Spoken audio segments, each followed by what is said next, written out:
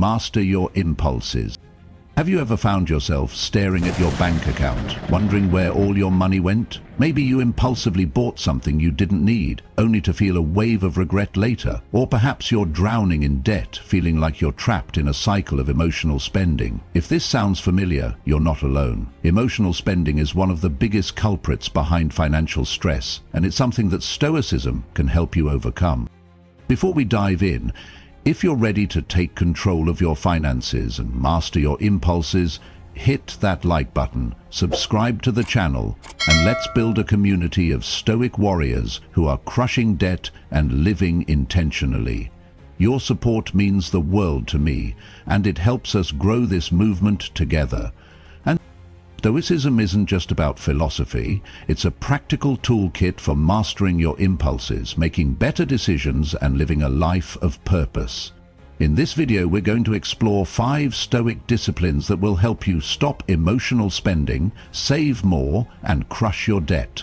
But here's the thing, this isn't just about money. It's about reclaiming your freedom, your peace of mind, and your ability to live intentionally. So, let's get started. And as we go through each discipline, I want you to think about how it applies to your life. Drop your thoughts, struggles, or even your aha moments in the comments below. Let's learn from each other and grow together. Discipline 1. The power of pause. Let's talk about something simple but super powerful. Pausing. Stoics call this prosoche. Basically, it's about being mindful and paying attention to what you're doing. Here's the deal. Before you buy something, just stop for a second. Take a breath, ask yourself 2 simple questions. Do I really need this? And is this helping me reach my big goals? You know how it goes. You see something shiny, your emotions take over, and boom, you've spent money on something you didn't even plan to buy. Sound familiar? That's emotional spending, and it happens to the best of us. But here's the good news. You can break that cycle with just one small step. Pause. Think about it. When you pause, you give yourself a chance to think. You're no longer on autopilot. You're in control. And that's where the magic happens. Here's a fun challenge for you. The next time you feel the urge to buy something, wait 24 hours. Just one day. Use that time to really think about it. Is it something you need, or is it just something you want in the moment? You might be surprised at how often the urge to buy just fades away. Now, I want to hear from you. What's one thing you've bought on impulse that you later regretted? Maybe it was that fancy gadget you never used, or those clothes that just sat in your closet. Drop your story in the comments below. Let's share and learn from each other. Remember, the power of pause is all about taking back control. It's not about saying no to everything. It's about saying yes to what truly matters. So, the next time you're about to hit buy, just pause. You've got this. If you've tried this before, let me know how it worked for you. Did pausing help you make better decisions? Or are you just starting out? Share your thoughts. I'm here to cheer you on. Discipline 2. Define your values. Let's talk about something that can totally change the way you spend money. Your values. Stoicism teaches us to live in a way that matches what's most important to us. So, when it comes to spending, here's a simple question to ask yourself. Does this purchase reflect who I am and who I want to become? Think about it. Every dollar you spend is like a vote for the kind of life you want to live. If your goal is financial freedom, then every purchase should help you get closer to that goal. But if you're spending money on things that don't really matter to you, it's like taking a step backward. Here's the thing, when you're clear on your values, making decisions becomes so much easier. You're no longer just buying stuff because it's there or because it feels good in the moment. Instead, you're making choices that align with what truly matters to you. So, let's do this together. Take a moment to think about your top 3 financial values. What's most important to you? Is it saving for a house, paying off debt or building an emergency fund? Maybe it's investing in your education, starting a business, or just having peace of mind knowing you're not living paycheck to paycheck. Once you've got those values clear in your mind, every time you're about to spend money, ask yourself, is this helping me live out my values? If the answer is yes, go for it. If not, maybe it's time to rethink that purchase.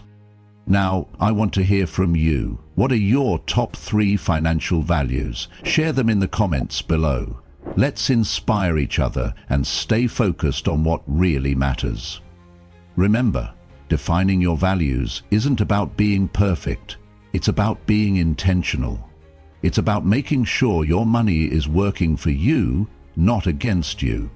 So, take a moment to think about what's most important to you, and let's start spending in a way that truly reflects who we are and who we want to become.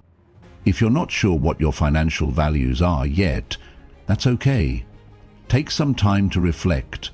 What kind of life do you want to build? What's most important to you? Let's figure it out together. Drop your thoughts in the comments. I'm here to help. Discipline. 3. Practice voluntary discomfort. Let's talk about something that might sound a little strange at first, but is actually super powerful. Voluntary discomfort. This is a big idea in Stoicism, and it's all about intentionally choosing to go without something to build your mental strength and resilience. Here's the thing, we live in a world where we're constantly told we need more. More stuff, more convenience, more comfort. But what if, instead of always chasing the next thing, we practiced being okay with less? That's what voluntary discomfort is all about. It's not about punishing yourself or living a life of deprivation. It's about training your mind to be content with what you have and to realize that you don't need as much as you think you do. Here's a simple way to try it out. For 1 week, pick one non-essential expense and cut it out. It could be something like eating out, buying coffee, or even that streaming subscription you barely use. The goal isn't to make your life miserable, it's to see how it feels to go without something you're used to. When you do this, pay attention to how you feel. Do you miss it as much as you thought you would, or do you realize that you're perfectly fine without it? This exercise isn't just about saving money, it's about building mental toughness and proving to yourself that you're in control, not your impulses. Now, I want to hear from you. Have you ever tried something like this before? What did you give up and how did it feel? Or if you're just starting out, what's one thing you're thinking about cutting out for a week? Share your thoughts in the comments below. Let's support each other and see how much stronger we can become. Remember, practicing voluntary discomfort isn't about living a life of lack. It's about realizing how much you already have and how little you actually need to be happy. It's about building resilience so that when life throws challenges your way, you're ready to handle them with calm and confidence. If you're feeling nervous about trying this, that's totally normal. Start small. Maybe it's skipping that daily coffee or cooking at home instead of ordering takeout. Every little step counts. Let me know how it goes. I'm rooting for you. Discipline. 4. Focus on what you can control. Let's talk about something that can really change the way you handle your money. Focusing on what you can control. Stoicism teaches us that there are things in life we can't control, like the economy, the price of goods, or unexpected expenses. But here's the good news. There's still a lot you can control, and that's where your power lies. When it comes to your finances, you can't control everything, but you can control your spending habits, your mindset, and the choices you make every day. Instead of stressing about things you can't change, focus on the things you can. For example, you can't control how much gas costs, but you can control how often you drive or whether you carpool. You can't control unexpected medical bills, but you can control how much you save for emergencies. It's all about shifting your focus to where you have the most power, your own actions and decisions. Here is a question for you. What's one area of your finances that feels out of control right now?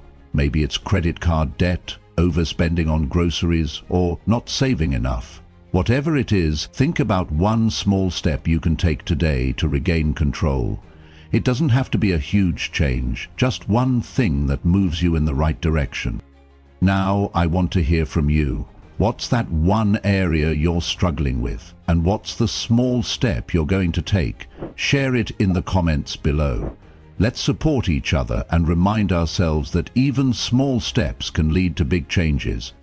Remember, focusing on what you can control isn't about ignoring the challenges. It's about taking action where it matters most. It's about realizing that even when things feel overwhelming, you still have the power to make choices that move you forward. If you're not sure where to start, that's okay. Sometimes just writing down your expenses or setting a small savings goal can make a big difference. Let me know what you're thinking. I'm here to help you take that first step. Discipline. 5. Reflect on your mortality. Let's talk about something that might feel a little heavy but is incredibly powerful: reflecting on your mortality. Stoics call this memento mori, which means remember you must die. Now, I know this might sound intense, but hear me out. It's not about being morbid or negative. It's about using the idea of life's shortness to help you focus on what truly matters. Here's how it works. When you're tempted to spend money impulsively, ask yourself this question: if I were to die tomorrow, would I be proud of how I've managed my money? This might sound like a tough question, but it's a great way to cut through the noise and get to the heart of what's important. Think about it. When you look back on your life, what do you want to see? Do you want to see a life filled with meaningful choices, where your money was used to build the kind of life you truly wanted? Or do you want to see a life where your money was wasted on things that didn't really matter? Here's a reflection exercise for you. Imagine it's 10 years from now. You're looking back on your life. What financial decisions would you be proud of?